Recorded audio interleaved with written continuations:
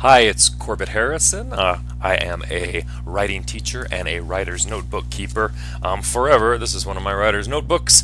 Forever, I have been pasting, gluing, taping pictures, old snapshots into my writer's notebook, and I use them as writing prompts. It's very easy to set up and to do, and it's one of those things that if you keep a writer's notebook, your notebook will become full of those.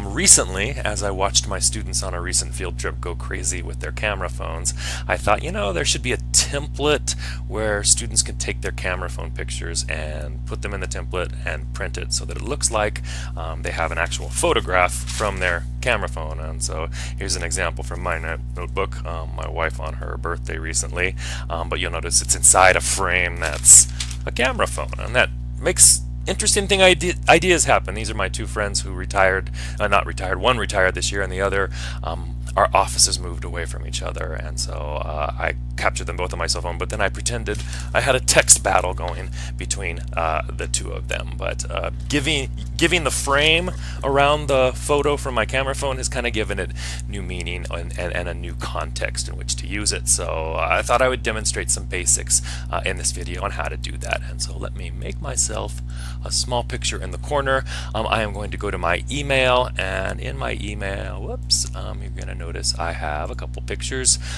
This one I emailed to myself. Actually, a friend emailed me this and I forwarded it.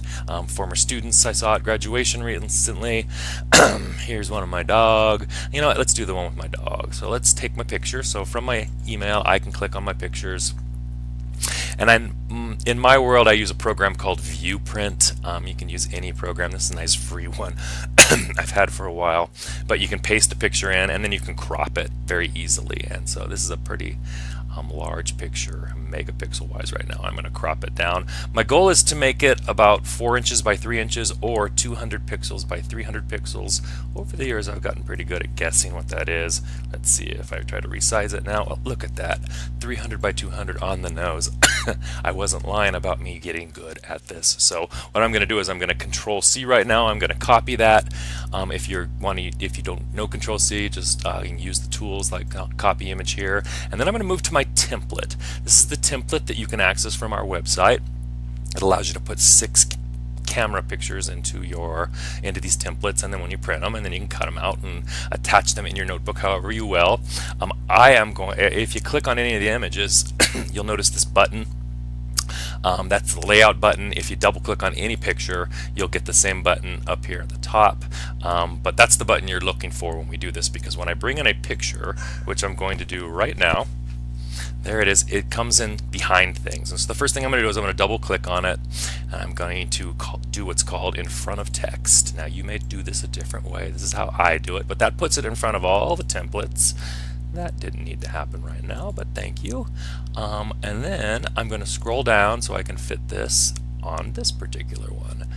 And because I guessed my pixel size pretty accurately, I'm pretty sure be able to get pretty close. Remember, you can nudge things with the arrow keys on your keyboard, which is what I'm doing right now. Once I have it kind of over the hole, what I want to do is I want to click on it, and then I want to right click on it and send it to the back. And you'll notice something very subtle happen here. Whoop, it just went behind the actual frame. If I try to click away from it and click on it now, because I send it to the back, I can't actually access it anymore unless I send this, the frame now, to the back. And so we call this the camera phone template, and it does require you to perhaps manipulate them to make sure things that look their best, and sending to the back is what you do. Let me go back to my email and just do another one that goes in a different direction. Let's see, let's do oh, you know what, here's a good one. I know you probably take a lot of selfies. I imagine this will be used for selfies a lot. I did an internship recently. You can tell I don't do a lot of selfies because I do not even get my head in the picture. My grandmother used to take pictures that way, where she'd cut off our heads, but I'm going to simply get my selfie. I did an internship recently where I got to work in a cath lab in a hospital and watch some pretty amazing surgery. I don't think I did very well there. Let me see if I make this one now 200 by 300. Oh, that's actually okay. Just a little bit over, but that's manageable. I'm going to Control C that now, or copy it. Oops. And now I'm going to take it to the template. It takes me, it'll automatically place it at the top of the template. So I'm going to go where I know it's going to be, double click on it, move it to in front of the text, and then I can manipulate it. Let's just put it in the middle one to show you can put it anywhere you want. Pop it right on the whole. I think I want to go as much down as possible so I don't lose my, I've already lost a little of my head. I want to get as much of it in there as I can. And then I'm going to send it to the back. And now it's a camera phone. Now if I did this 6 times or just once and then printed it, you have the ability to print these out in color or black and white and put them in your writer's notebook. That's my how-to video on how to use this template. I hope it's been helpful. Have a great day. I hope you enjoy putting some of your camera phone photos into your writer's notebook. They'll make great writing prompts. Have a good time with your writer's notebook.